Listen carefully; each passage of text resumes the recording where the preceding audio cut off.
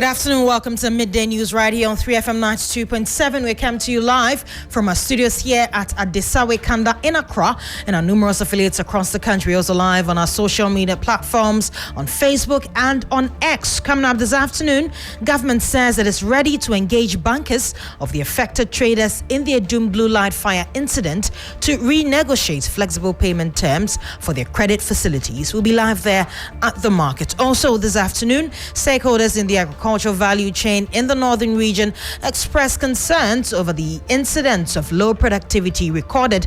Plus, minority in parliament expresses concern about what it says is the sudden incidents of drug trafficking and money laundering in the country. Barely 3 months the NDC has been in office. We have details of these and more coming up shortly. Do stick and stay. I'm Judith Brown.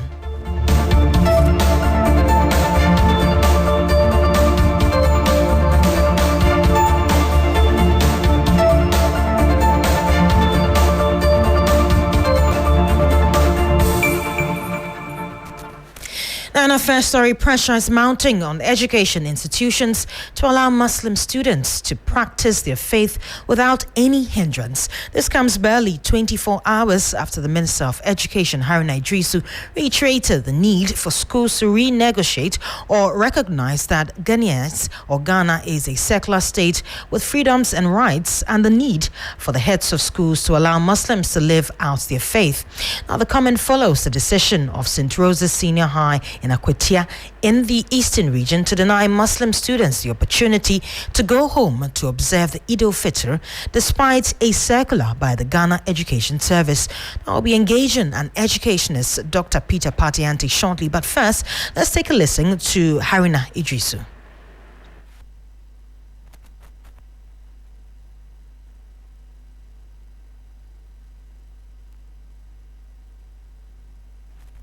Let me conclude.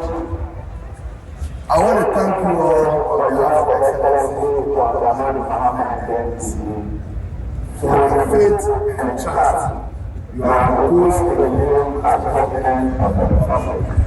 And to assure you that he is determined and focused to serve Ghana in this governance, in the management of the economy, and in working to improve the quality of life of the Ghanaians.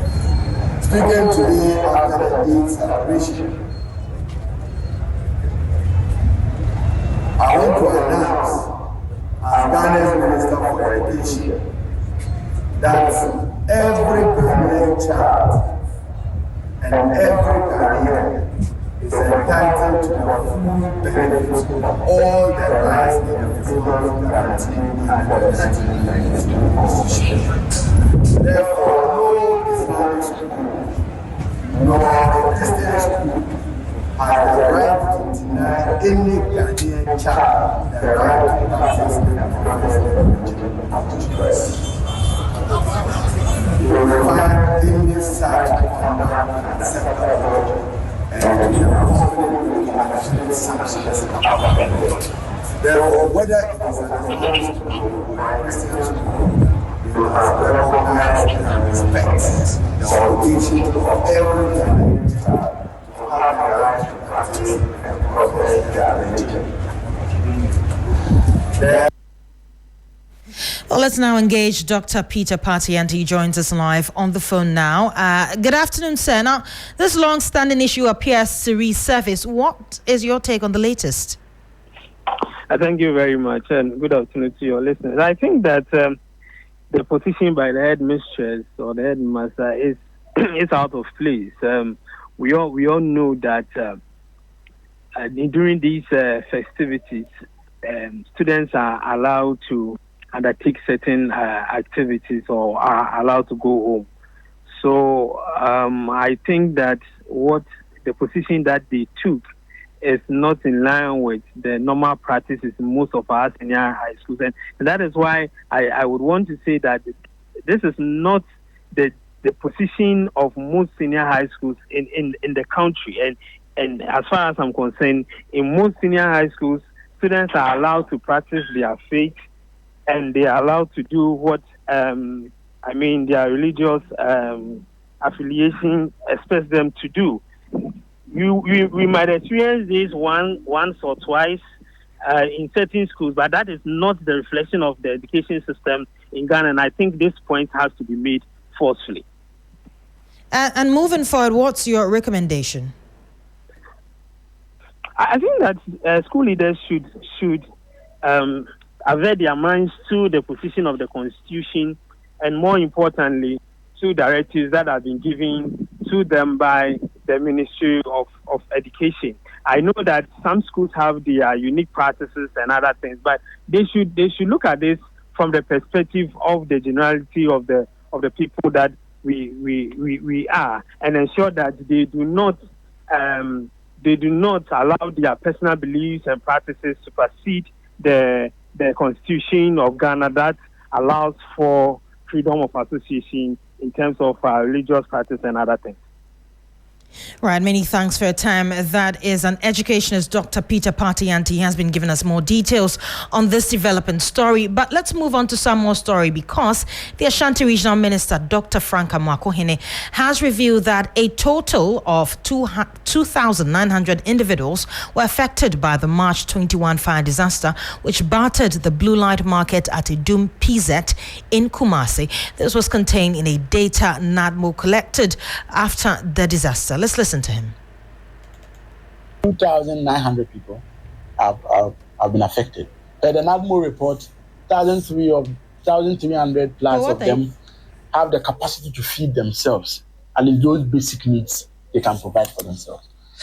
Around 1,500 of them do not have that capacity to provide those basic needs, for which reason the support that is coming in, they are making sure we have them in mind to give them that basic needs. It was on that report, based on that report, that the Honorable Muntaka brought in some of the rice and the oil that led to all the issues you saw on the media.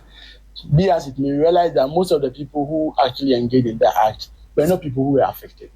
So the traders union engaged, they came to apologize, and you see, as father and as parents, you will definitely not have all the children being on the same wavelength.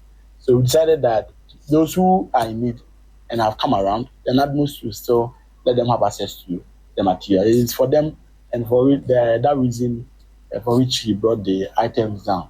Okay, so those who had lockable shops, those who were hawkers, those who were having temporal structures as containers and stores within that space, you'll be able to register at least, if not all, most of them. So all support that are coming in, we channel it through this data that they have provided, in order that we can meet the specific needs so far as the issues are concerned. But hopefully, I'm sure that when we are done with all these consultations and the Excellency the President receives the report, we will come in to provide some more support for the traders. Some of them who come in complain about their bankers still, pestering them for repayment of loans. I made this this information available to His Excellency the President, who has requested that we take the details of the traders and their bankers, so that we will get to know the loans they have taken and be able to intervene, so that those banks will give them some breathing space whilst we see how best we can support them to repay those loans. So these are all support that we are making available to the affected victims. Well, let's now engage our man on the beat, William Evans Sinkumi, joining us with more details on this. William, almost 2 weeks on after the Blue Light fire, tell us the current situation on the ground. Well, Judith, so I can tell you that now the traders are still around. I'm talking about the affected traders. They come around, but they will not be allowed to rebuild. But they have been coming around just so to ensure that even if there's going to be any green light for them to start, putting up their structures again, then they will have been able to secure their respective places. So currently, that is what is also going on. But for the affected buildings, about 3 of them, we also understand that some of the traders have secured a court injunction on it because they had heard that the authority is planning to demolish them after conducting some structural integrity test on these particular buildings. And the thinking is that if they are allowed to demolish, then they are going to put up the building again, and they are likely to lose their places. So, I mean, these are some of the speculation that is making them kind of come around, and I mean, the loss of trust as far as the system is concerned is also making them, I mean, take such moves. Beyond that, I can tell you that there is relative calm as far as the affected blue light market area is concerned. Then the other side of the market, which also was hosting a chunk of people, I mean, most of them predominantly, you would say, were settlers, not necessarily traders.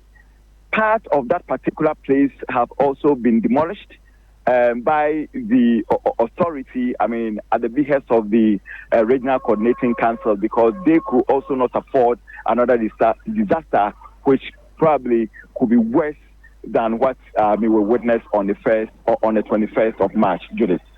Right, and if you can tell us, is the place being redeveloped now? Has it already started? Not yet. Like I said early on, now they are waiting on the instruction of the Santene, who is now the custodian of the land. Santene is not around, but I can tell you that a decision has partly been arrived, and that is, even if there's going to be any redevelopment of the blue light market, it is going to be done in a manner that the layout, I mean, will be of standard. That is, there's going to be some level of pathways that in the future, if there's going to be any disaster of such sort, then the firefighters will not have difficulty in accessing the site. Now, William, we know that some of the traders had secured bank loans for their businesses.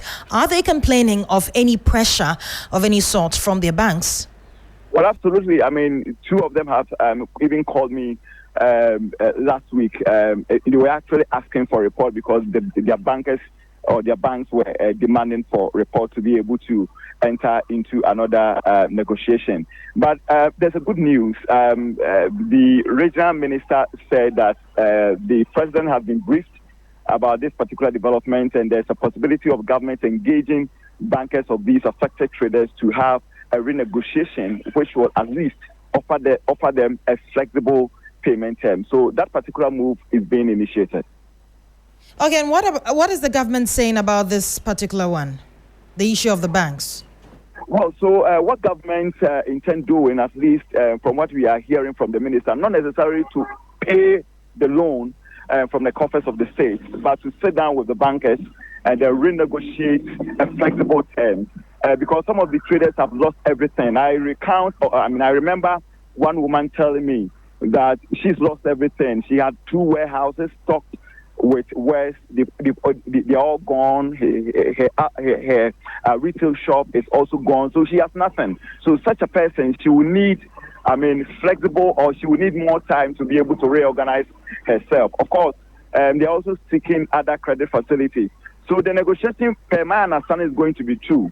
One, government asking the bankers to consider the plight of these traders and, if possible, extend the duration for them, and then also create an avenue where the affected traders can also apply for another facility that will enable them, bounce back to business.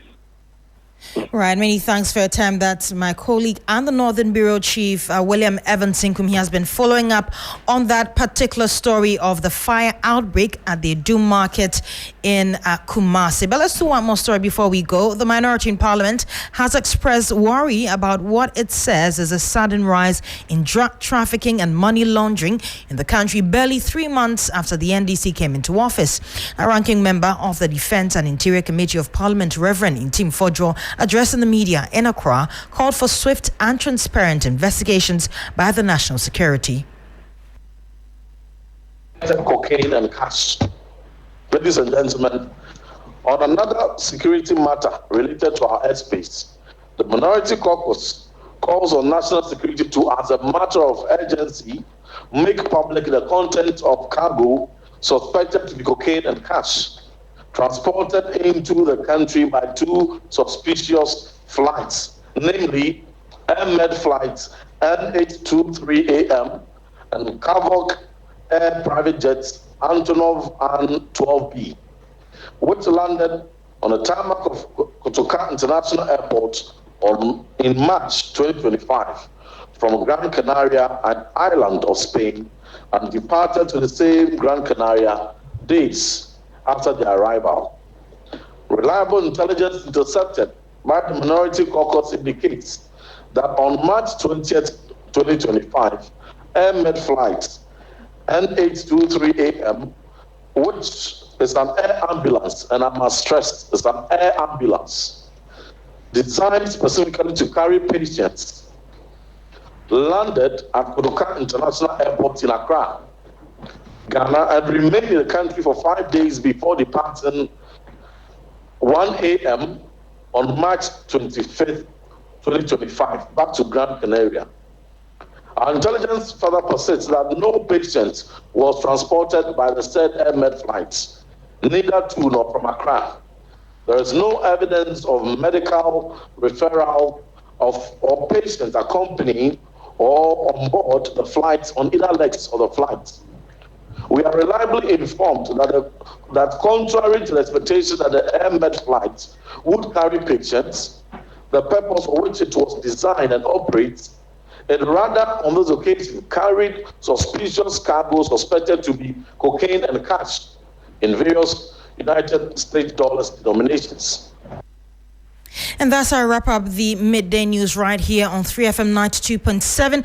My name is Judith Brown. A pleasure coming to you always. Do stay tuned. Black Rasta is up next with his show. Bye-bye.